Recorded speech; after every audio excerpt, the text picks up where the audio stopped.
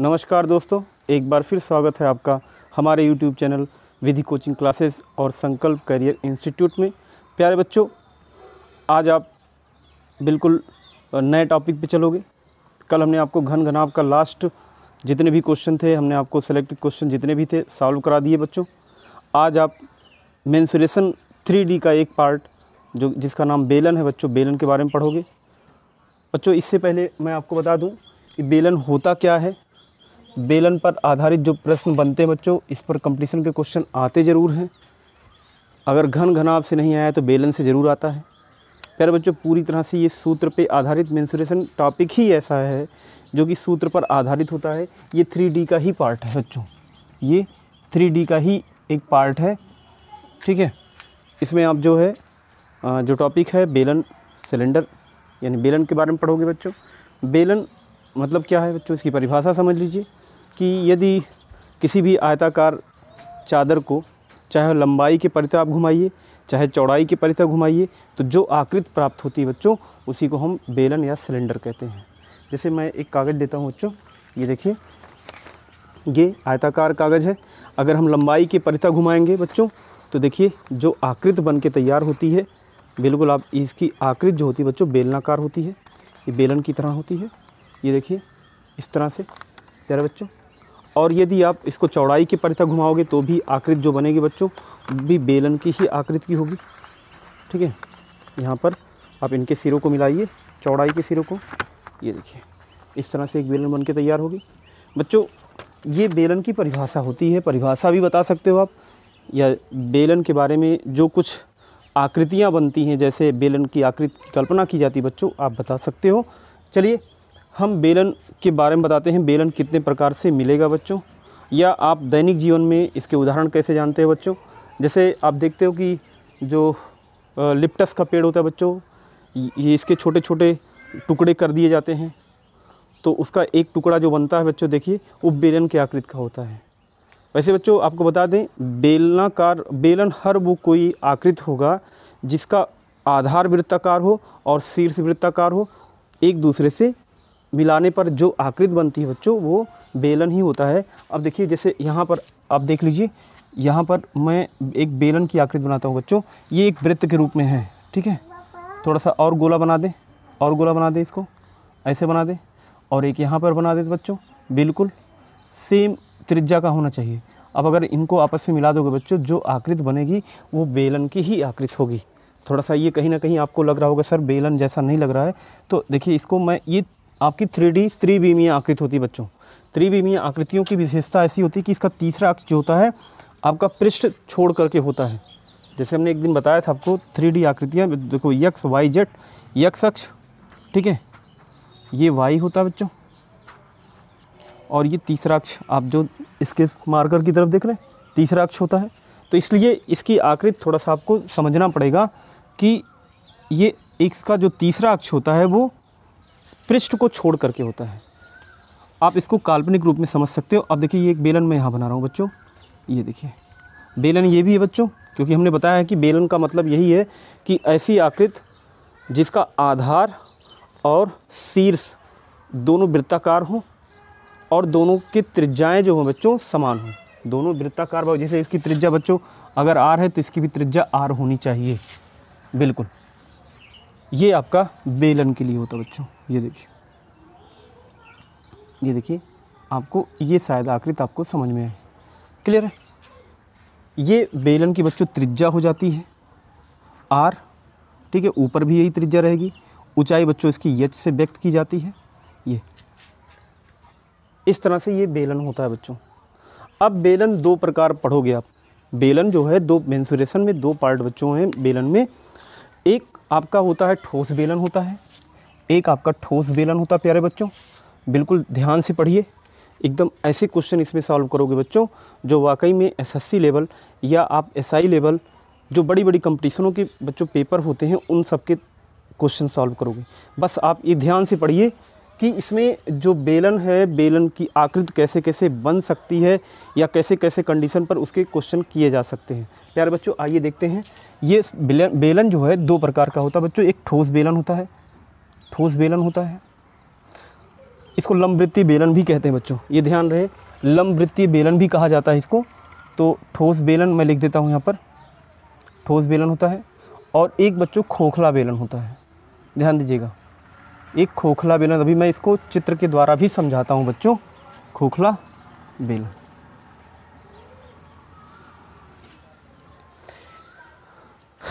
आप सबसे पहले ये जानिए कि ये जो बेलन की आकृति मैंने बताया था कि लिप्टस का पेड़ जिसे आप काट लेते छोटे छोटे टुकड़े बनाते हो तो उसकी आकृति आप देखो बेलन के रूप में होती है। आप बेलन की कल्पना ये मत करना कि बेलन जो घर में जिससे रोटी से बेली जाती है वो बेलन है, नहीं बेटा, बेलन नहीं है। वो पूरे शुरू से लेकर आखिरी तक उसका जो घुमाव होता है, जो उसकी परिधि होती है बच्चों, परिधि कह सकते हो, ये परिधि जो होती है इसकी ऊपर से लेकर नीचे तक सेम परिधि का होता है, सेम परिधि का होता है। कि अगर आप एक तार को लपेटोगे, जितनी लंबाई आधार पे लगेगी बीच में भी उतनी लंबाई की तार लगेगी, ऊपर भी उतनी लंबाई की तार लगेगी बच्चों, वही बेलन है। बेलन दो प्रकार से आप बांटते हो बच्चों, एक ठोस बेलन होता है, एक खोखला बेलन होता है बच्चों। अब ठोस बेलन के बारे में सबसे पहले हम चर्चा करते हैं, फिर आते हैं खोखले बेलन पर। प्यारे बच्चों, बेलन, खोखला बेलन या ठोस बेलन की बात करें, जैसे अभी यहाँ पर ध्यान दीजिए, एक आकृति में लेता हूँ, ये देखिए, जैसे ये किताब है, ये आयताकार, क्योंकि इससे बेलन बनाना बिल्कुल आसान है, क्योंकि बेलन की परिभाषा भी इसी पे आधारित होती है बच्चों। इसको चाहे लंबाई के परितः घुमाओ, चाहे चौड़ाई के परितः घुमाओ, तो जो आकृति बन के तैयार होती है बच्चों वो आपकी कहलाती है बेलन। ठीक है, जैसे अब ये मैं इसको इसके चौड़ाई के परितः घुमाऊँगा बच्चों। चौड़ाई के परितः मतलब इसकी चौड़ाई घूमेगी, परितः है मतलब चारों तरफ। अगर चौड़ाई के परितः घुमाएंगे बच्चों तो ये देखिए इस तरह से घूम करके ये इसकी आकृति जो बनेगी बच्चों, ऐसे घुमा दोगे, ये देखिए इस तरह से अगर आप घुमाओगे तो आकृति इसकी जो बनेगी बेलनाकार बनेगी बच्चों, ये ऐसे बनेगी। ठीक है, ऐसे बेलनाकार बन जाएगी। एक विशेषता इसकी क्या होगी, जो ऊपर होगा यहाँ पर भी देखिए बच्चों, यहाँ पर भी वृत्ताकार बन के तैयार होगी। ठीक है, अब ये ठोस बेलन है बच्चों, कहीं खोखला नहीं है, ठोस बेलन है। ऊपर भी बिल्कुल वृत्ताकार होगी, नीचे भी ऐसे ही वृत्ताकार भाग होगा बच्चों, वृत्ताकार भाग होगा। ठीक है, यहाँ पर भी वृत्ताकार भाग होगा। ये एक ठोस बेलन की कल्पना कर सकते हैं इसके लिए। तो बच्चों एक ठोस बेलन का, जैसे लोहे का आप सरिया लेते हो, मोटा सरिया लो, ठीक है, और रॉड ले लो, तो वो सब आपका ठोस बेलन के रूप में कार्य करते हैं। ठीक है, दूसरा होता है खोखला बेलन। खोखला बेलन का मतलब क्या होता है, बीच में खोखला होता है, बीच में खोखला होता है। एक मैं और उदाहरण लेता हूँ आपको खोखले बेलन के लिए। ये देखिए, ये हमारे पास कापी है, इससे मैं खोखला बेलन में, देखो यहाँ पर इसकी मोटाई है बच्चों, यहाँ पर ये मोटाई है। अब अगर इसको मोड़ करके आप ऐसे मोड़ करके बनाते हो प्यारे बच्चों, तो आप देख सकते हैं ये आपका बीच में यहाँ पर खाली स्थान है, तो ये खोखला बेलन बन जाता है। बिल्कुल देख लीजिए, खोखला बेलन बन जाता है। और वो ठोस बेलन के लिए क्या होता है, पूरा का पूरा तरह से वो ठोस ही होता है। जैसे लिप्टस के पेड़ से जब आप उसको काटते हो, छोटे छोटे टुकड़ों में करते हो बच्चों, तो जो बनता है बेलन वो ठोस बेलन की आकृति का होता है। क्लियर बच्चों, चलिए आगे बढ़ते हैं। चित्रों के द्वारा आप लोगों ने इसको देख भी लिया किस तरह से हमने इसको बनाया है। अब यहाँ पर आपको थोड़ा समझने की ज़रूरत है कि ठोस बेलन का अगर हमको उसके आयतन की बात करें, क्योंकि आप 3D पढ़ रहे हो बच्चों, यहाँ पर या तो उसके आयतन की बात करेगा, या तो उसके वक्रपृष्ठ की बात करेगा, या तो इसके परिधि की बात करेगा प्यारे बच्चों। ठीक है, क्षेत्रफल की बात कर सकता है, संपूर्ण पृष्ठ की बात कर सकता है। तो चलिए आते हैं, देखते हैं कि किस तरह से हम एक ठोस बेलन का हम आयतन, वक्रपृष्ठ और क्या नाम है संपूर्ण पृष्ठ निकाल सकते हैं बच्चों। अब यहाँ पर ध्यान देने की ज़रूरत है कि कैसे इनको हम चित्रों की तरह। सबसे पहले मैं आपको बताता हूँ बच्चों, प्यारे बच्चों, ये ठोस बेलन के सूत्र कितनी तरह से बनेंगे। जब ठोस बेलन को समझ जाओगे बच्चों तो खोखला बेलन भी समझना आसान हो जाएगा। ठीक है, क्योंकि बेसिक फार्मूला आपका इसी पे आधारित होता है। ये 100% श्योर है बच्चों कि अगर आपने ये टॉपिक पढ़ लिया, बेलन पर आधारित जितने भी सवाल होंगे, जितने भी क्वेश्चन होंगे बच्चों, चाहे जिस भी कंपटीशन के आए हुए होंगे, वो सभी के सभी क्वेश्चन आप आसानी के साथ लगा लोगे। प्यारे बच्चों, आइए इसको चित्र के द्वारा समझते हैं कैसे ऐसे सवालों को लगाए जा सकते हैं। ठीक है, चलिए एक ठोस बेलन की कल्पना करें। देखो यहाँ पर मैंने जो आकृति बनाई बच्चों, ये ठोस बेलन की बात करते हैं कि एक ठोस बेलन के लिए थोड़ा सा ध्यान रखिएगा, ये ठोस बेलन की ही बात मैं कर रहा हूँ। अभी मैं खोखले बेलन की बात नहीं करता। चलो इसको मिटा करके इसकी तरफ ही बना लेता हूँ बच्चों। दोनों की फार्मूलों की चर्चा मैं कर लेता हूँ, फिर इसके बाद मैं आपको आपको एक एक तरफ से एक एक तरह के क्वेश्चन इन सब पे खोखले बेलन पर भी और ठोस बेलन पर भी पढ़ाऊँगा बच्चों। चलिए मैं ठोस बेलन के बारे में बताता हूँ कि एक ठोस बेलन के कितने तरह के फार्मूले मिलेंगे बच्चों और कैसे उसका आयतन निकालोगे। इसके लिए चलिए देखते हैं, चित्र के द्वारा समझते हैं कि यहाँ पर प्यारे बच्चों ये इसका पार्ट 9 मेंसुरेशन का पार्ट 9 है। आप ध्यान रखिएगा, बेलन विशेष टॉपिक है, बेलन का पहला पार्ट है, बेलन का पहला पार्ट है बच्चों। बेसिक चीज़ें बताई जाएंगी, बिल्कुल बेसिक चीज़ें, और एक एक क्वेश्चन से आप एक चीज़ जाने, एक एक क्वेश्चन से ही आपको जीरो लेवल से समझ लीजिए, जीरो लेवल से स्टार्ट करूँगा और आपको हाई लेवल तक ले चलूँगा। लेकिन सबसे पहले आप इस वीडियो में बच्चों आप बेसिक चीज़ें जानिए कि एक बेलन की कल्पना हम कैसे कर सकते हैं बच्चों। अगर आपने ध्यानपूर्वक इस वीडियो को देख लिया बच्चों तो ये गारंटी है कि आपको मेंसुरेशन से जो डर लगता है, मेंसुरेशन से एकदम डर ख़त्म हो जाएगा धीरे धीरे करके। क्योंकि मेंसुरेशन का लगभग जितना भी होगा, 3D का पार्ट हो या 2D का पार्ट, मैं सब टोटल बच्चों आपको वीडियो दूंगा। 2D में मैंने वृत्त से स्टार्ट किया था, इसके बाद 3D पे आ गया। और आप देखिए 3D में जैसे जैसे पढ़ोगे बेलन के बाद आपका आगे और भी आकृतियाँ आएंगी बच्चों। लेकिन बेलन पे मैं चर्चा करता हूँ। बेलन में ठोस बेलन की बात कर लें तो एक ठोस बेलन के लिए आप देखिए, इसका बिल्कुल आप बेलन है तो इतना जान लीजिएगा कि जितना आधार होगा जिस तरह से होगा वृत्ताकार, यहाँ पर ये देखिए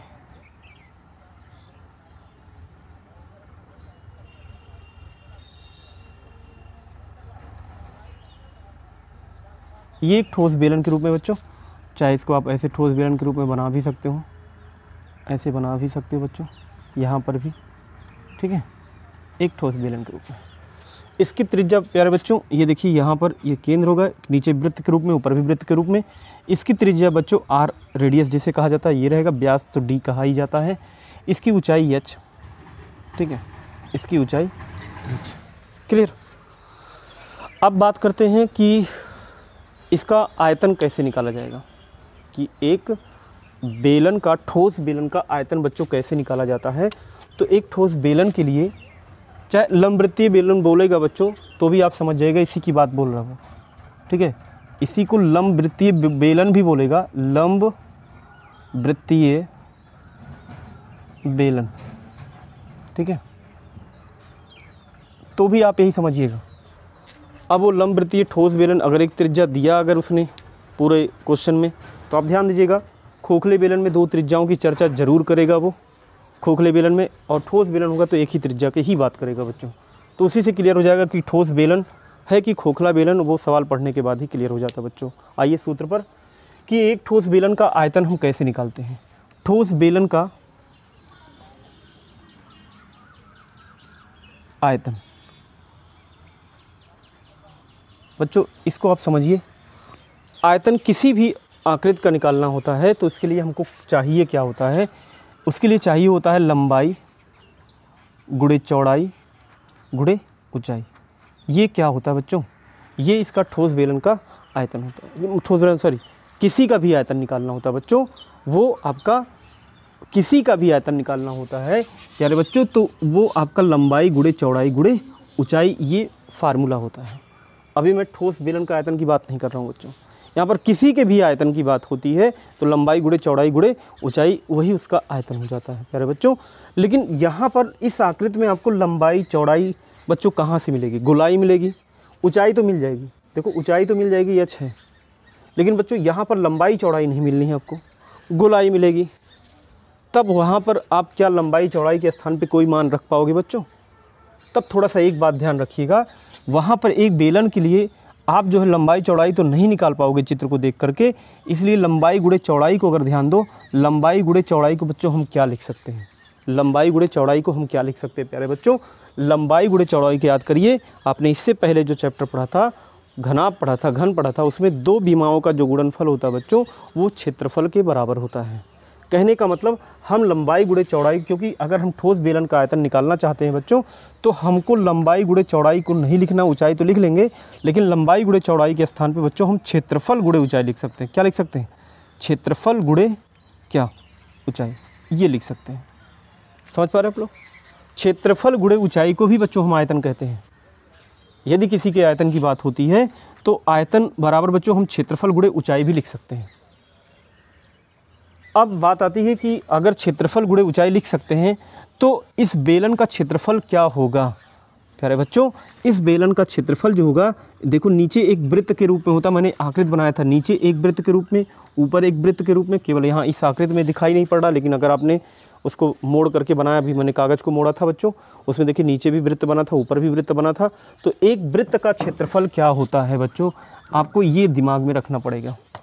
यदि आपको क्षेत्रफल निकालना है प्यारे बच्चों, अगर क्षेत्रफल निकालना है तो ये क्या करना पड़ेगा कि इस बेलनाकार जो बेलन है, इस बेलनाकार आधार का क्षेत्रफल निकालना पड़ेगा। ये इस भाग का क्षेत्रफल निकालना पड़ेगा और इसके आधार का क्षेत्रफल प्यारे बच्चों कितना हो जाएगा। आधार का क्षेत्रफल चूंकि वृत्त है तो एक वृत्त का क्षेत्रफल पाई आर स्क्वायर होता है। क्लियर, ये पाई आर स्क्वायर होता है। ठीक है, अब उसकी ऊंचाई बच्चों, ऊंचाई का गुणा कर दोगे, आप देख सकते हो ऊंचाई का जैसे ही गुणा करोगे बच्चों वैसे ही किसका आयतन आ जाएगा, एक ठोस बेलन का आयतन आ जाएगा। क्लियर है, आप देखिए एक ठोस बेलन का आयतन के लिए बच्चों आपने यहाँ सूत्र तो लिखा कि एक आयतन की लंबाई गुणे चौड़ाई गुणे ऊंचाई होता है, लेकिन बच्चों यहाँ लंबाई गुणे चौड़ाई को आप यहाँ पर नहीं निकाल पाओगे। यहाँ पर लंबाई चौड़ाई मिलेगा ही नहीं, आपको ऊंचाई मिलेगी, क्योंकि ये गोलाई में है और जब गोलाई में होता है अनुप्रस्थ काट क्षेत्रफल डायरेक्ट निकाल सकते हो, अर्थात इसके क्षेत्रफल की केवल बात कर सकते हो बच्चों, ना कि इसकी लंबाई चौड़ाई की। इसलिए यहाँ पर एक ठोस बेलन के जब कभी भी आयतन की चर्चा होगी बच्चों तो वहाँ पर उसके क्षेत्रफल की बात होगी। वो भी क्षेत्रफल, ये भी बच्चों जान लो, ये वृत्तीय आधार का क्षेत्रफल होगा, वृत्तीय आधार का क्षेत्रफल होगा। मैं यहाँ पर लिख भी देता हूँ कि अगर कभी भी ठोस बेलन के, मैं यहाँ पर इसको साफ साफ लिख देता हूँ बच्चों, क्लियर करके लिख देता हूँ कि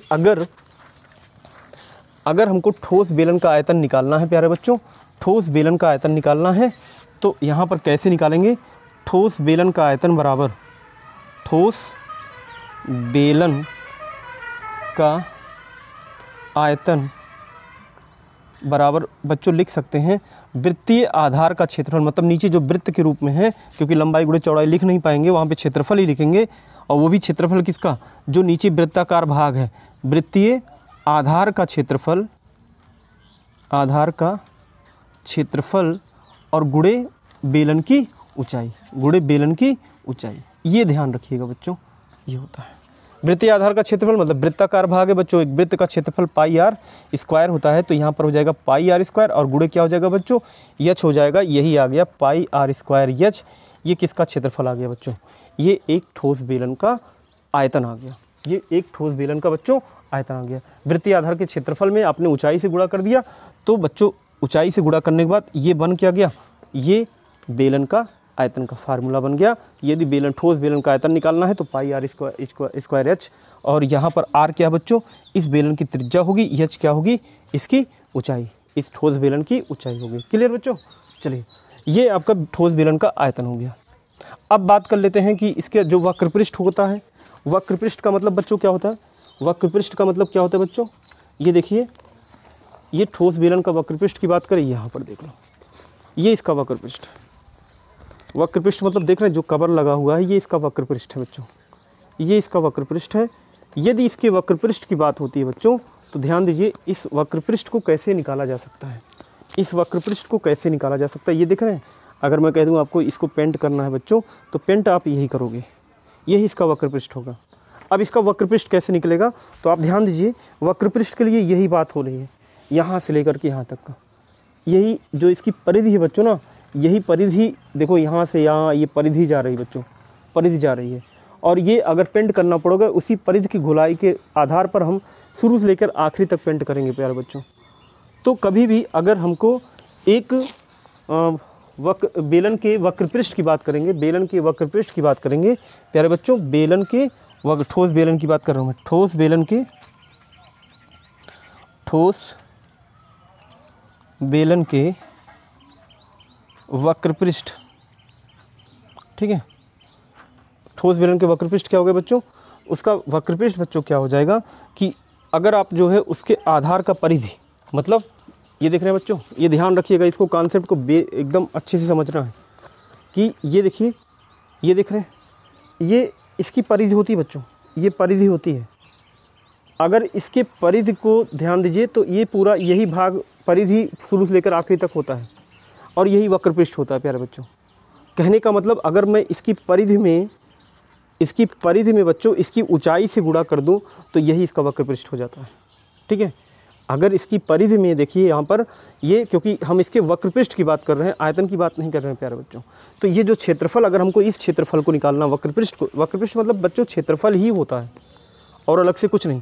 केवल ये वक्र पृष्ठ मतलब वक्र का मतलब उसका जो भाग, ये घुमावदार भाग है, पृष्ठ का मतलब वही घुमावदार भाग का जो पृष्ठ है, इसी पृष्ठ का हमको जो क्षेत्रफल निकालना तो वक्र पृष्ठ का क्षेत्रफल कहलाता है।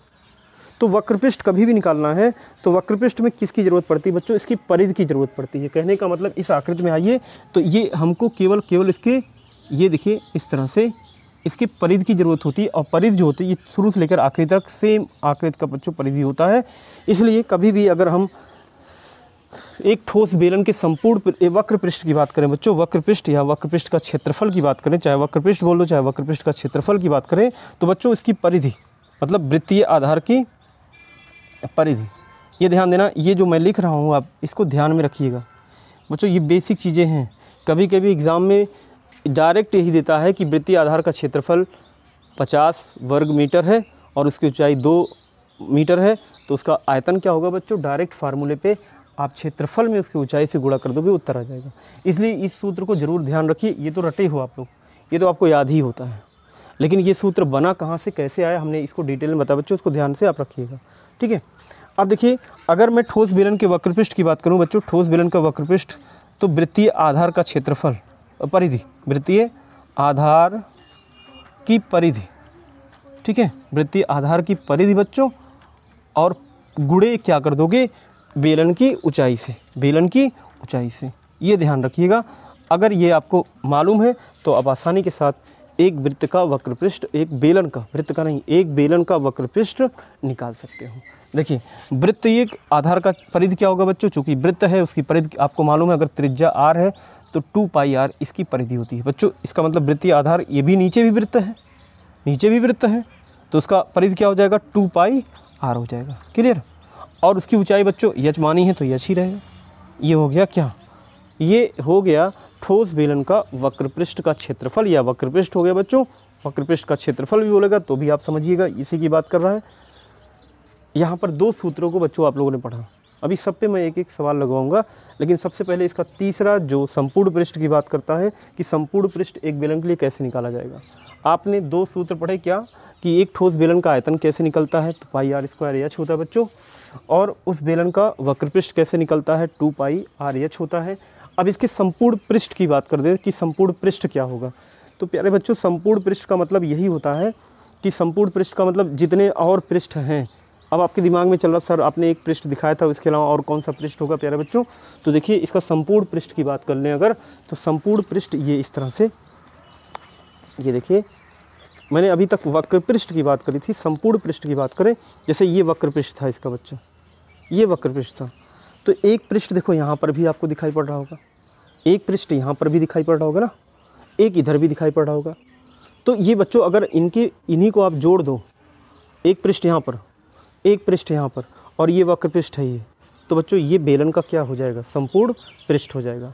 कहने का मतलब अगर एक ठोस बेलन का हमको संपूर्ण पृष्ठ निकालना है प्यारे बच्चों, एक बेलन का संपूर्ण पृष्ठ निकालना है, तो बेलन का संपूर्ण पृष्ठ क्या आएगा? बेलन का संपूर्ण पृष्ठ क्या आएगा बच्चों? ये देखिए मैं यहाँ पर लिख देता हूँ स्क्रीन पे, यहाँ पर लिख देता हूँ, बेलन का संपूर्ण पृष्ठ, ठोस बेलन का संपूर्ण पृष्ठ। संपूर्ण पृष्ठ मतलब जितने भी पृष्ठ हैं, जितने भी तल हैं बच्चों, वो कैसे निकलेंगे। तो एक ठोस बेलन का संपूर्ण पृष्ठ की बात करें तो वक्र पृष्ठ तो रहेगा बच्चों, ये वक्र पृष्ठ तो रहेगा ही रहेगा संपूर्ण पृष्ठों में, क्योंकि संपूर्ण वक्र पृष्ठ की बात करता तो इतने ही हम बात करते हैं। जब इसके हम संपूर्ण पृष्ठ की बात करेंगे तो ये 2 तल और जुड़ जाएंगे, एक इधर वाला और एक इधर वाला। तो ये वृत्तीय आधार के क्षेत्रफल कहलाते हैं बच्चों। आधार के क्षेत्रफल ये भी होगा, ऊपर वाला भी क्षेत्रफल ही होगा। तो हम क्या करेंगे, वक्र पृष्ठ में, मतलब अगर संपूर्ण पृष्ठ निकालना है तो बेलन के वक्र पृष्ठ में बच्चों, वक्र पृष्ठ में किसको जोड़ देंगे? जोड़ देंगे क्या? ये जोड़ेंगे जो नीचे वृत्तीय आधार का क्षेत्रफल दिखाई पड़ रहा है बच्चों, यही ऐसे बेलन होगा, इसी का क्षेत्रफल निकाल करके दुगुना कर देंगे। दुगुना क्यों करेंगे? क्योंकि जैसे नीचे भी वही आकृत होगा, वही क्षेत्रफल होगा, ऊपर भी वही क्षेत्रफल होगा, इसलिए 2 से गुणा करके हम वक्र पृष्ठ में जोड़ देंगे। और जब हम 2 से गुणा करके वक्र पृष्ठ में जोड़ेंगे प्यारे बच्चों, तो वो क्या हो जाएगा, इस पूरे बेलन का क्या हो जाएगा, संपूर्ण पृष्ठ हो जाएगा। ठीक है, तो यहाँ पर देखिए 2 गुणे, मैं यहाँ पर लिख दूँ वृत्तीय आधार का क्षेत्रफल, तो आप समझ जाना कि वृत्तीय आधार का मतलब एक ऊपर भी एक नीचे भी है ना। वृत्तीय आधार का क्षेत्रफल, ठीक है, आधार का क्षेत्रफल, ये ध्यान रखिएगा। अर्थात वक्र पृष्ठ तो आप मालूम है 2 पाई RH होता है बच्चों, ये आपने अभी भी सूत्र में निकाला, और प्लस वृत्तीय आधार का क्षेत्रफल 2 गुणे पाई R² हो जाएगा। अब देखिए दोनों में कॉमन क्या बच्चों, सूत्र तो आ चुका है, केवल अब आप कॉमन ले लो, दोनों में कॉमन 2 पाई R कॉमन है, 2 पाई R कॉमन होगा बच्चों, ब्रैकेट में आ जाएगा H प्लस R हो जाएगा। ये ध्यान रखिएगा, ये ठोस बेलन का संपूर्ण पृष्ठ है। क्लियर? आपको 3 सूत्र रटने हैं, इसमें 3 सूत्र आपके लिए, इस पे जो ज़्यादा से ज़्यादा क्वेश्चन बच्चों बनता है इन्हीं तीनों पे बनता है, इसी पर आपको सभी के सभी सवाल पूछे जाते हैं। प्यारे बच्चों, मैं खोखले बेलन पे आने से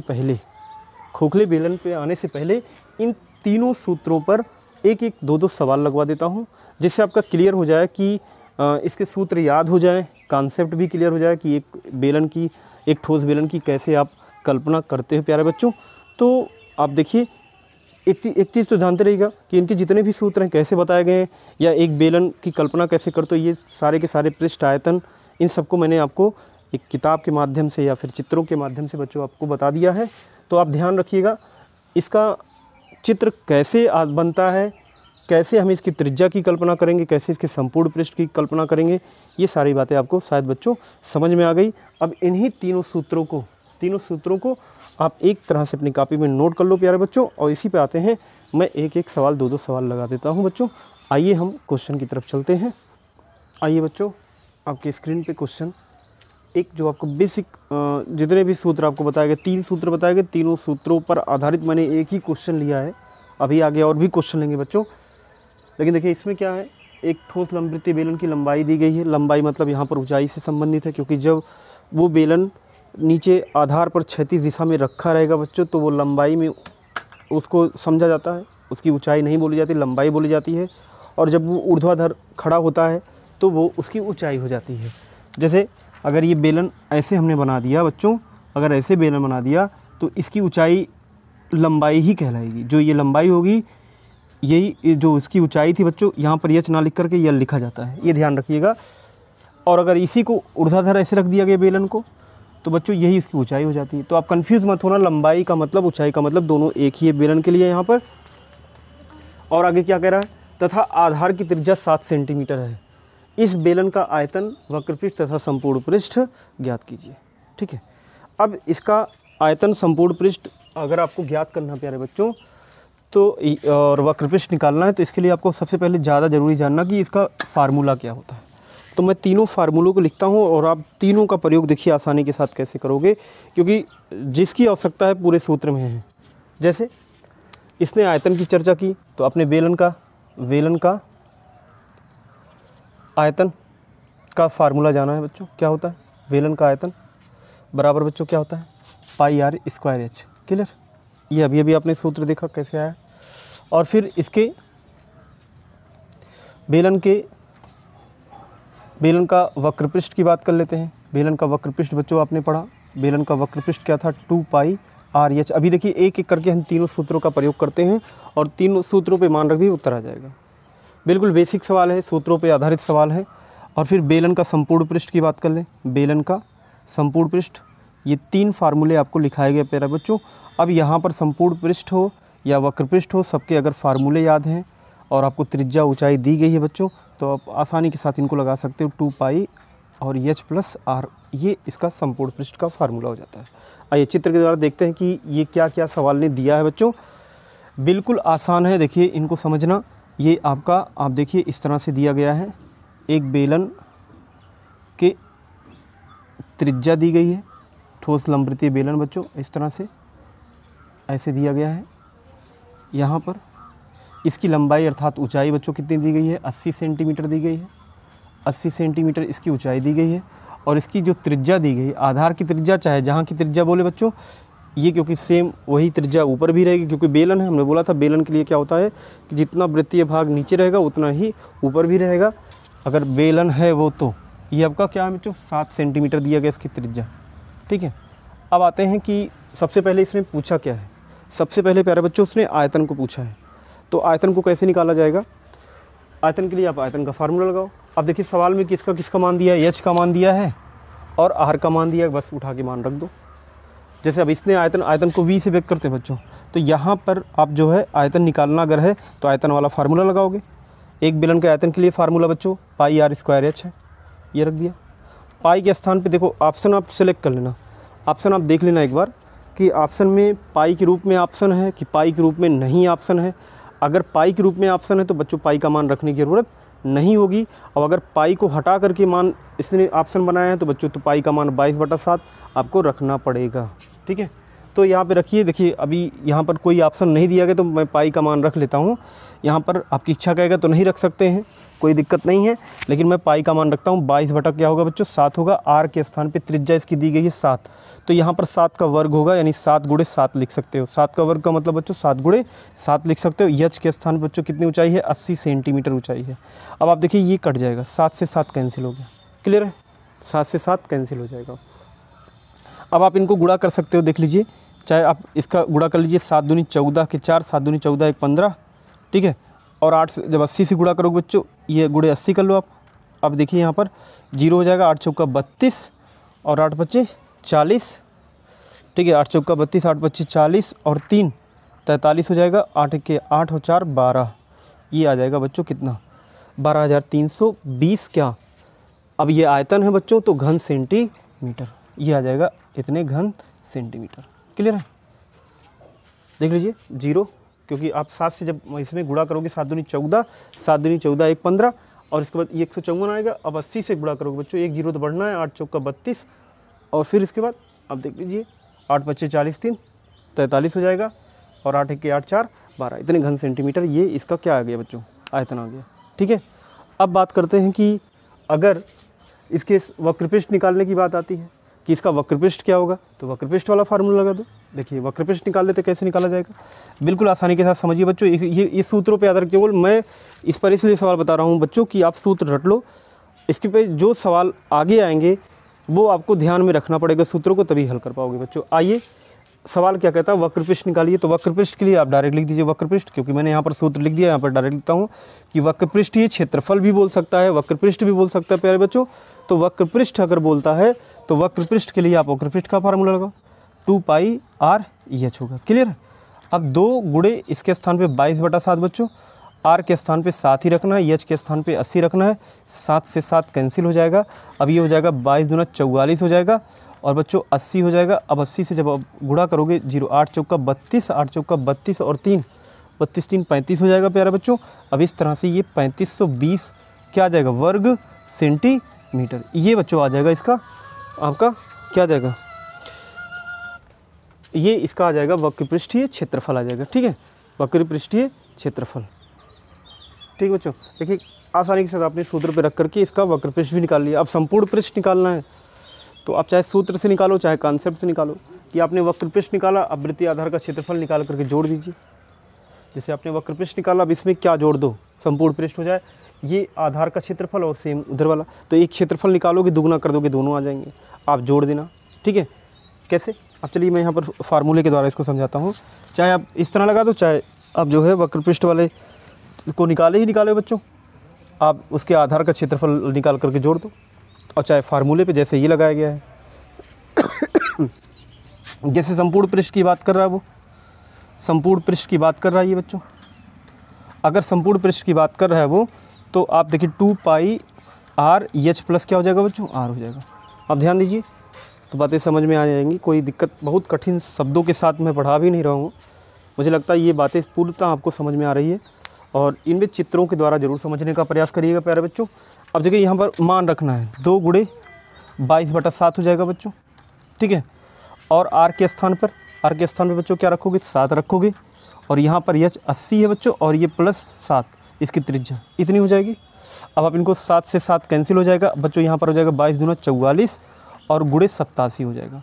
अब इनका गुणा कर लोगे 44 और 87 का बच्चों जब गुणा करोगे तो आपका इसका संपूर्ण पृष्ठ आ जाएगा। प्यारे बच्चों बिल्कुल आसान सा है, आप गुणा कर लीजिए। जैसे अभी 4 सते इनको 7 चौका 28 हो जाएगा। मैं यहाँ गुणा कर देता हूँ, देखिए यहाँ पे गुणा कर दो कितना हो जाएगा, ये देखिए 4 सते 28 हो जाएगा। चलो यहाँ पर कर देते हैं 87 गुणे 44 कर देते हैं, 4 सते 28, 4 अठे 32, 32 और 2 34, फिर वही आएगा 8 4, ठीक है, और ये 3 बच्चों कितना 8 12 हो जाएगा, 8 4 12, 4 3 7, 1 8 और 3 3828 कितना आ जाएगा बच्चों 3828 वर्ग सेंटीमीटर। सेंटीमीटर घात में 2 लिख देता हूँ, वर्ग सेंटीमीटर। ये इसका संपूर्ण पृष्ठ हो जाएगा। प्यारे बच्चों मुझे लगता है कि आपको पूरी तरह से ये सूत्रों पे आधारित जो सवाल था एकदम समझ में आ गया। अगर आप इस सूत्र को रटना है बच्चों, इन सवालों पे विशेष तौर पे ध्यान रखिएगा। ये सवाल आपको आने चाहिए, सूत्र याद होने चाहिए। अब मैं कुछ क्वेश्चन ऐसे लेता हूँ जो कहीं ना कहीं आपको थोड़ा बहुत, जैसे लेवल, ये 0 लेवल का क्वेश्चन था, मैं थोड़ा सा लेवल बढ़ा रहा हूँ बच्चों। अगले क्वेश्चन पे आता हूँ। अगला क्वेश्चन कहीं ना कहीं आपको सोचने पर मजबूर करेगा कि ऐसे भी क्वेश्चन आते हैं। आइए अगले क्वेश्चन की बच्चों, आइए दूसरे क्वेश्चन की तरफ चलते हैं। स्क्रीन पे क्वेश्चन बच्चों पढ़ते हैं, फिर आप समझिए क्या कह रहा है। एक बेलनाकार टंकी की धारिता 1848 घन मीटर तथा इसका व्यास 14 मीटर है, तो टंकी की गहराई ज्ञात कीजिए। बच्चों टंकी की गहराई ज्ञात करने का मतलब क्या है, जैसे अभी आप कहोगे सर ये ठोस बेलन नहीं बोला तो गहराई की बात कैसे कर रहा है। बच्चों यहाँ पर जब इसने एक त्रिज्या दे दी बेलनाकार, हमने बोला था बेलन के लिए, देखिए यहाँ पर इस तरह से एक ऐसा बेलन बन गया बच्चों कि केवल ऐसे कल्पना कर सकते हो बच्चों। अब इसकी गहराई की बात कर रहा है तो इसकी ऊंचाई की ही बात कर रहा है बच्चों, कहीं ना कहीं इसकी ऊंचाई की बात कर रहा है। अब अंदर से इसको अगर नापोगे इसको तो ये गहराई हो जाएगा। अब कहोगे सर इसमें एक ही त्रिज्या की बात किया तो ठोस माने कि खोखला माने। बच्चों एक त्रिज्या की बात अगर करता है तो आप इसको ठोस ही मान करके, जो ठोस वाले फार्मूले बताए गए हैं उसमें 1% का आपको संदेह नहीं करना, आपको ठोस वाले ही फार्मूले लगाने हैं, क्योंकि इसने इसकी गहराई की बात की और इसकी एक त्रिज्या की बात की। मैं आपको बता दूं, ऐसे ही एक गिलास ले लीजिए बच्चों, जो कि कहोगे सर गिलास तो ठोस है नहीं, लेकिन आप इसके जितने भी फार्मूले लगाओगे बच्चों, एक गिलास के लिए जो फार्मूले लगाओगे अगर वो शुरू से लेकर के एक आखिरी तक बेलनाकार रूप में है तो उसका जो आयतन होगा, यानी कितना पानी आएगा उसमें उसका आयतन क्या होगा या उसका वक्रपृष्ठ क्या होगा, तो पूरा का पूरा जो आपने ठोस वृत्तीय बेलन का जितना फार्मूला पढ़ा है बिल्कुल आप उस पर लगा सकते हो। अर्थात अगर उस गिलास में, अगर मैं कहूँ इस आकृति का कोई गिलास है, मतलब एक बेलन की आकृति का कोई गिलास है, अब देखिए इसकी एक ही त्रिज्या बनेगी बच्चों। अब इसमें कितना पानी आएगा तो आपको सीधा जवाब देना है बच्चों कि जितना इसकी गहराई, जितना इसका आयतन होगा अंदर का, कितना पानी आएगा, कितना दूध आएगा, जितना इसका आयतन होगा। आयतन का मतलब अंदर का भाग, मतलब ठोस लंबवृत्तीय बेलन जो अपने ठोस बेलन के बारे में पढ़ा है बच्चों, बिल्कुल जब तक वो खोखला नहीं बोलता है या 2 त्रिज्याओं की बात वो नहीं करता है तब तक आप जो है खोखले बेलन पर विचार भी नहीं करोगे। क्योंकि आप देखिए आपने कहीं ना कहीं जितने भी बेलन के लिए क्वेश्चन लगाए हैं बच्चों, वहाँ पर आपको थोड़ा सा कंफ्यूज करता है जब खोखले बेलन की बात करता कि आप कौन सा फार्मूला लगाओ। तो यहाँ पर जो मैं बता रहा हूँ स्पष्ट रूप से जानिए कि अगर वो एक त्रिज्या देता है, एक ऊंचाई देता है, तो टोटल आपको ठोस बेलन वाला ही फार्मूला लगाना है, चाहे वो ठोस बेलन बोले या ना बोले। और अगर वो खोखले बेलन की बात करता है या खोखले बेलन पर आधारित क्वेश्चन होता है तो या तो उसमें 2 त्रिज्याएँ के बारे में वो चर्चा करेगा या खोखला बेलन बोलेगा। प्यारे बच्चों तो यहाँ पर आपको डाउट नहीं होना चाहिए कि इस सवाल में गहराई की चर्चा किया है तो गहराई मतलब कहीं खोखला बेलन तो नहीं है। नहीं बच्चों, आप खोखला बेलन जैसे मैंने कागज़ के रूप में बना के दिया, या फिर एक गिलास जो कि बहुत पतला, इस पर जो चादर लगा हो तो बहुत पतला हो तो 2 त्रिज्या आप निकाल नहीं सकते हो। तो ऐसी स्थिति में वो जो ठोस बेलन के आयतन के बारे में आप लोगों ने पढ़ा है, पूरा कॉन्सेप्ट इस पे लगाना है। ठीक है, चलिए आते हैं क्वेश्चन पे। क्या कह रहा है क्वेश्चन? कह रहा है एक बेलनाकार टंकी की धारिता 1848 घन मीटर है। धारिता मतलब बच्चों उसके आयतन की बात कर रहा है कि एक बेलनाकार टंकी है। टंकी आप समझिए, उसमें या तो पानी रखा जाएगा या दूध रखा जाएगा, कुछ न कुछ लिक्विड के रूप में रखा जाएगा। तो उसमें कितना पानी आएगा, जितना उसका आयतन होगा, तो इतने आयतन की बात कर रहा है। उसमें इतना आयतन या इतना हवा आएगा या इतना पानी आएगा। तो कहने का मतलब अगर बेलनाकार टैंक इस तरह से बना दिया गया है, ठीक है, एक बेलनाकार टैंक बना दिया गया बच्चों, इसकी केवल एक त्रिज्या की बात कर रहा है, तो आप लोग जो इसमें आप मत सोचिएगा कि ऐसे यही कल्पना करोगे। अब पूर्णतः ठोस नहीं है, अंदर स्पेस है लेकिन वो खोखला नहीं है। कॉन्सेप्ट आपको वही ठोस बेलन का लगाना है। ये देखिए यहाँ पर इस तरह से इसकी त्रिज्या बच्चों, इसका व्यास दिया है 14 सेंटीमीटर, 14 मीटर दिया है। तो इसकी त्रिज्या बच्चों जो हो जाएगी वो हो जाएगी 7, क्योंकि आधा करोगे तो ये 7 मीटर इसकी त्रिज्या हो जाएगी। क्लियर? इसकी त्रिज्या जो बनेगी बच्चों 7 मीटर बनेगी। ठीक, चलिए अब अगर त्रिज्या 7 मीटर, ऊंचाई की गहराई की बात कर रहा है बच्चों, अंदर ये गहराई की बात कर रहा है कि कितनी गहराई की, अर्थात इसकी गहराई की बात कर रहा है, ये एच की बात कर रहा है। चाहे इसको ऊंचाई कह लीजिए चाहे गहराई कर लीजिए, दोनों बातें एक ही होंगी। अब सबसे पहले ये बात करते हैं कि इसका आयतन कितने के बराबर होगा। तो बिल्कुल अगर इसने इसकी धारिता बोली है तो वही इसका आयतन है, और एक बेलन का आयतन किसके बराबर होता है? पाई आर स्क्वायर एच के होता है। तो सीधी बात, जब पाई आर स्क्वायर एच का मान दिया है तो बच्चों यहाँ पर आप लिख सकते हो, क्योंकि बेलन का जो आयतन होता है बच्चों, बेलन का आयतन बराबर होता है पाई आर स्क्वायर एच होता है प्यारे बच्चों। और इसी बेलन आयतन कह सकते हो या धारिता भी लिख देता हूँ, मैं धारिता भी लिख देता हूँ, दोनों बातें एक हैं। तो धारिता दिया गया है, अर्थात पाई आर स्क्वायर एच का मान सवाल ने दिया है, कितना दिया? 1848 घन मीटर दिया है। तो ये पाई आर स्क्वायर एच किसके बराबर आएगा? इसी के तो बराबर आएगा। तो यहाँ पर रख देते हैं, क्या आ जाएगा बच्चों? पाई आर स्क्वायर एच आ गया, ये किसके बराबर आएगा? 1848 घन मीटर के बराबर आ जाएगा। क्लियर है? अब बात आती है कि हमको एच निकालना बच्चों। देख लीजिए एच यहाँ पर है, आर का मान दिया गया है, पाई का मान आप 22/7 रखोगे, क्योंकि यहाँ पे आप पाई का मान, अब ऑप्शन तो है नहीं बच्चों कि आप ऑप्शन को देखो तब सेलेक्ट करो। तो अब यहाँ पर पाई का मान 22/7 रख दो। आर के स्थान पे बच्चों 7 ही रखना है, वर्ग है, 7 × 7 लिख सकते हो, चाहे 7 का वर्ग लिखोगे बाद में अंत में वही करना पड़ेगा बच्चों। ये हो जाएगा 1800, कितना हो जाएगा? 48 हो जाएगा। क्लियर है? अब आप देखिए इनको सरल करोगे बच्चों, 7 से 7 कैंसिल हो जाएगा। क्लियर? अब आप देखिए यहाँ पर 22 है और यहाँ पर बचा क्या है? 22 गुणे देखो 7 बचा बच्चों, और गुणे एच बचा है। यहाँ पर 1800 कितना हो गया? 48 हो गया। अब आप इसको इधर ले जाओ, एच की वैल्यू आ जाएगी। एच बराबर बच्चों कितना आ जाएगा? 1848/22 गुणे बच्चों 7 हो जाएगा। अब आप इनको सरल कर सकते हो, क्योंकि ये कटेगा कैसे? 11 से, 11 दूनी 22 कर लो बच्चों। अब आप देखिए इनको सरल करोगे तो 11 1 11 और 7 18 74 हो जाएगा। 11 6 66 हो जाएगा, 66 और 8 बच्चों कितना हो जाएगा? 64 कितना बनेगा? 64 बनेगा। देखो 11 74, 66 8 74 बनेगा, और इसके बाद 8 11 8 88 हो जाएगा। ये आ जाएगा। अब एक बार और सरल कर लो बच्चों, चाहे 2 से ही सरल कर लो। 2 8 16 हो जाएगा यहाँ पर, और 2 चौका 8 हो जाएगा।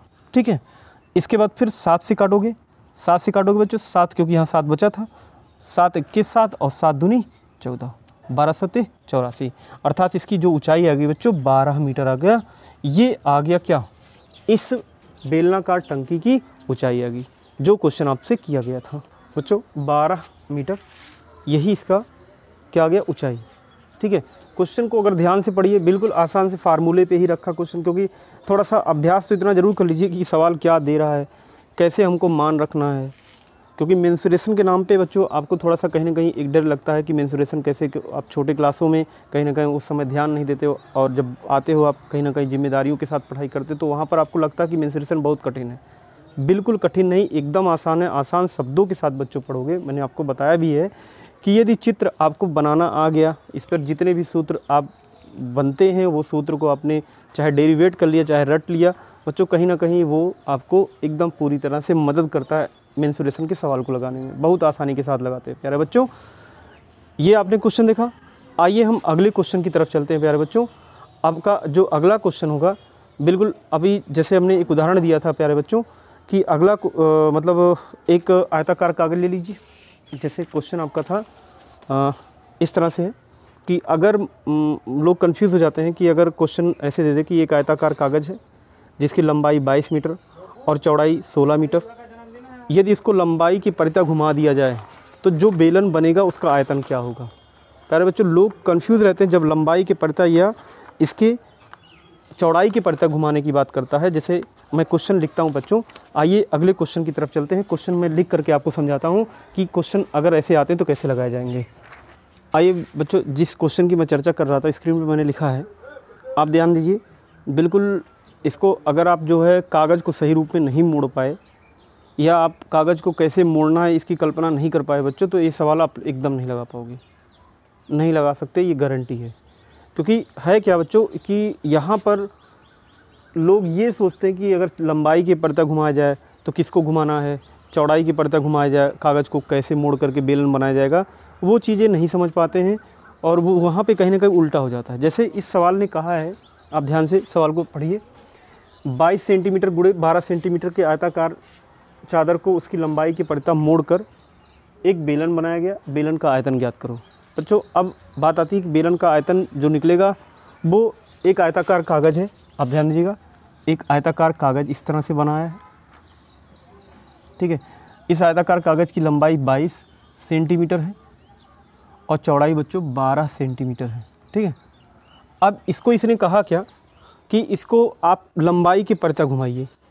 तो जब लंबाई की परत कहा है बच्चों, बिल्कुल आप देखिए इसको आसानी से समझ सकते हो। जैसे ये देख रहे हैं, जब ये लंबाई के परत कहा घुमाने के लिए, तो लंबाई को मोड़िए आप, ऐसे ऐसे, बिल्कुल ऐसे मोड़ोगे। आप ध्यान दीजिएगा, ऐसे एक बेलन बनेगा। अरे बच्चों बिल्कुल आसानी के साथ लगा सकते हो, एक बेलन ऐसे बनेगा, ठीक है। लेकिन एक बात ध्यान रखिए कि जो बेलन बना उसकी ऊंचाई कौन है। फिर से देख लीजिए, आप ध्यान से रखिए, ये इसकी चौड़ाई है बच्चों और ये कागज़ की क्या है, लंबाई है। जब आप इसको मोड़ोगे बच्चों, लंबाई की परत मोड़ोगे, तो आप बताइए इस बने हुए बेलन की ऊंचाई क्या होगी। पहले ऊंचाई बता दो हमको, कितना होगा। ऊंचाई बच्चों 12 सेंटीमीटर के बराबर होगी। देखिए यही तो है 12 सेंटीमीटर, इसकी चौड़ाई 12 ही सेंटीमीटर थी। और 22 जो है, ये देखिए ये 22 क्या बनती है, ये सोचने वाली बात है बच्चों कि ये जो इसकी लंबाई है, ये लंबाई इस बेलन की क्या बनती है। आप देखिए, बताओ, ध्यान देकर बताइए, ये जो लंबाई इसकी घुमा करके बनी बच्चों, क्या बनी बताओ। बिल्कुल आप बता सकते हो बच्चों, ये इसकी परिधि बन रही है। देखो यही तो है बच्चों, कहने का मतलब अगर आप एक आयताकार कागज़ को मोड़ करके इसकी लंबाई के परत अगर मोड़ करके एक बेलन बनाओगे, तो इसकी परिधि जो होगी उसकी लंबाई के बराबर आएगी।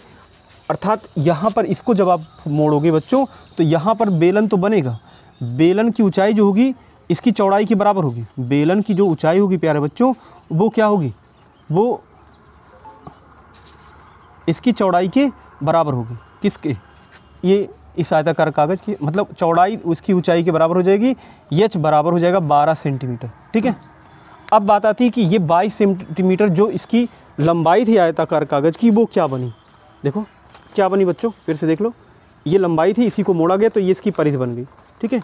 ये इसकी क्या बन गई, परिधि बन गई। कहने का मतलब ये जो दिखाई पड़ रहा नीचे ऊपर, ये इसकी परिधि बच्चों बात करें तो यही लंबाई इसकी परिधि बनी है। तो यहाँ पर ये 2 पाई आर बराबर बच्चों मिला है कितना, 22 सेंटीमीटर। ये पूरा का पूरा 22 सेंटीमीटर है, ठीक है। आपको दो बातें, एक ऊंचाई मिल गई, ऊंचाई किसके बराबर, उस आयताकार कागज़ की चौड़ाई के बराबर, और परिधि किसके बराबर बच्चों, उस कागज़ की लंबाई के बराबर है, ठीक है। तो कहने का मतलब अब आप यहाँ पर लिख सकते हो कि 2 पाई आर बराबर 22 सेंटीमीटर, ठीक है, क्योंकि लंबाई की परिधि मोड़ा गया है। तो 2 पाई आर बराबर, इससे आप त्रिज्या निकाल लो क्योंकि आयतन निकालना है बच्चों। 2 पाई आर बराबर 22 हो गया। यहाँ 2 गुणे बच्चों कितना हो जाएगा, 22 पाई का मान 22/7, आर का मान निकालना है बच्चों, ये हो जाएगा 22। अब देखो 22 से 22 कैंसिल हो जाएगा, ठीक है। अब यहाँ पर 2 आर बचेगा, तिरछा यहाँ 7 से गुणा हो जाएगा, आर बराबर बच्चों हो जाएगा 7/2। ये क्या आया बताओ, ये आ गया उस बेलन का, जो कागज़ को मोड़ करके आप बेलन बना रहे हो बच्चों, वो उसकी त्रिज्या आ गई। 3.5 भी लिख सकते हो या 7/2 लिख सकते हो बच्चों। 7/2 रखोगे तो दशमलव से थोड़ा सा आपको दिक्कत नहीं होगी, दशमलव नहीं आएगा, इसलिए 7/2 ही लिखो, ठीक है। ऊंचाई तो मालूम ही है बच्चों। अब आयतन निकालना है। आयतन के लिए क्या फार्मूला है आपको बताया गया है, एक बेलन का आयतन किसके बराबर होता है, पाई आर स्क्वायर, एच के बराबर होता है बच्चों, इसी मान रख दीजिए, इसका मान 22/7। आर के स्थान पे आर स्क्वायर है तो आर का 2 बार गुणा करोगे, ये 7/2 हो जाएगा, गुणे 7/2 हो जाएगा। एच के स्थान पे बच्चों 12 सेंटीमीटर, तो 12 रख दो। अब आप देखिए, एक 7 से एक 7 कैंसिल, 2 इग्रहियाँ में 22 हो जाएगा बच्चों, और ये 2 छक 12 हो जाएगा। क्लियर। अब ये 7 छक 42 गुणे 11 कर लो, 11 गुणे 42 करोगे बच्चों, देखिए कितना आएगा, कितना आ जाएगा, 11 दूनी 22, 11 चौक 44, 44 और 2 46, यानी 400 कितना आ जाएगा, 62 आ जाएगा। इतने घन सेंटीमीटर। कहने का मतलब अगर उस आयताकार कागज़ को मोड़ करके आप एक बेलन बनाओगे तो उस बेलन का आयतन 462 घन सेंटीमीटर आएगा बच्चों। देख लीजिए कैलकुलेशन में कहीं गड़बड़ी तो नहीं। यहाँ पर 7 के 7 कट गया, 2 ग्रहियम 22 हो गया बच्चों। यहाँ 7 छक 42 कर दिया गया, 2 से 2 12 कटा, 2 छक 12 हुआ, 7 छक 42 गुणे 11, 11 दूनी 22, 22 के 2 होगा और 11 चौक 44, 44 और 2 46 हो जाएगा, 462 घन सेंटीमीटर। ये इस आयताकार कागज़ को मोड़ने के बाद जो बेलन बन रहा बच्चों उसका आयतन आ गया। क्लियर है? बिल्कुल इसी से मिलता जुलता सवाल मैंने यहाँ पर नीचे लिखा है। अंतर क्या है, अब की बार उस कागज़ को, उस चद्दर को या कागज़ को, आयताकार कागज़ को चौड़ाई के परता मोड़ना है बच्चों। मुझे लगता है कि इसको आप लगा भी लिए होंगे। बिल्कुल आपकी चौड़ाई के परता मोड़ना है बच्चों। जब चौड़ाई के परता मोड़ोगे, आप देखिए जब चौड़ाई के परता मोड़ोगे तो अर्थात चौड़ाई की मोड़नी है, देखिए ऐसे मोड़ना है, ठीक है, ऐसे मोड़ना है। तो यहाँ पर एक बात क्लियर हो जाएगी, अगर चौड़ाई की परता मोड़ोगे बच्चों तो जो इसकी लंबाई है, जो आयताकार कागज़ की लंबाई थी वही ऊंचाई हो जाएगी और परिधि कौन हो जाएगा, चौड़ाई हो जाएगी। ठीक है, यही मुड़ रहा है, ये देखिए यही भाग मुड़ेगा तो ये परिधि हो जाएगा। अर्थात ये जो आयताकार कागज़ है अगर चौड़ाई की परता मोड़ी जा रही है तो ये इसकी परिधि हो जाएगी। जैसे मैं क्वेश्चन को मिटाता हूँ, बताता हूँ बच्चों कैसे इसे लगाना है इसके नीचे वाले सवाल को।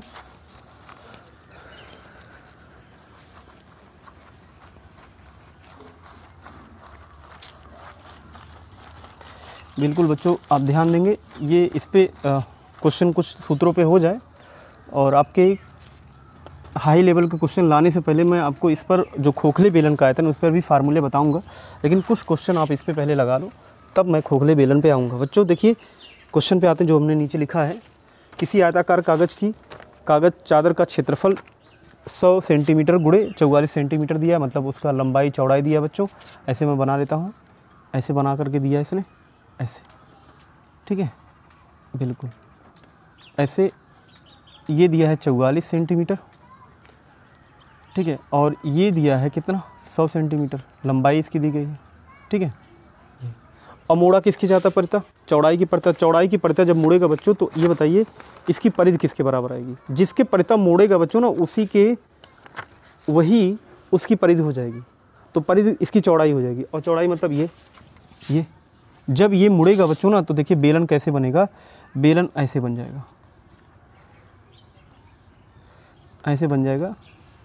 तो यही जो चौड़ाई थी बच्चों, यही चौड़ाई जो है 2 पाई आर कह सकते हो, 2 पाई आर बराबर इसकी चौड़ाई की 44 के हो जाएगा, ठीक है, यही हो जाएगा।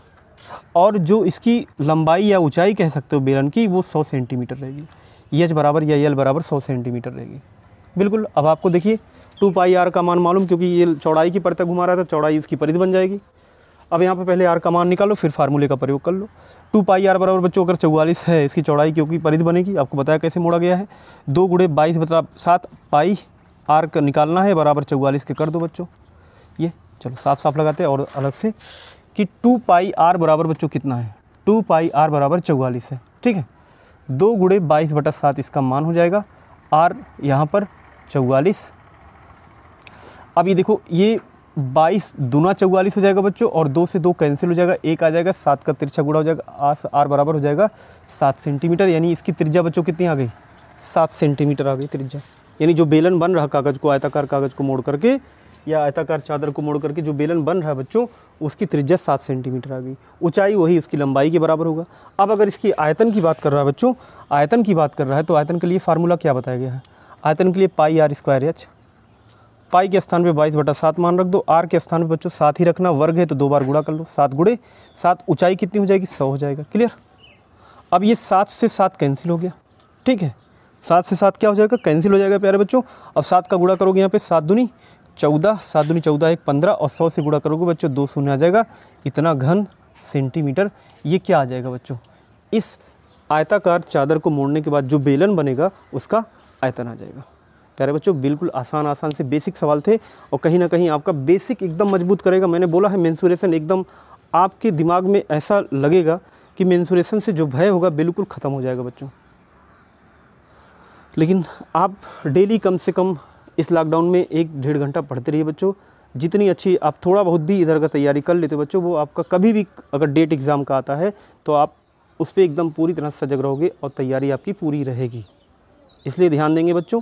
ये टॉपिक अगर मेंसुरेशन आपका वाकई में बहुत कठिन था तो अब आपको आसान भी लगेगा। केवल आपको ध्यान से इन सभी वीडियो को ध्यान से देखने बच्चों। लाइक भी करना है, सब्सक्राइब भी करना है और जोड़ते भी रहिए। जो बच्चे इस लॉकडाउन में सो गए उनको जगाते भी रहिए और साथ में आप भी पढ़ाई करिए। बच्चों आज के लिए इतना ही, कल की वीडियो मिलते, तब तक के लिए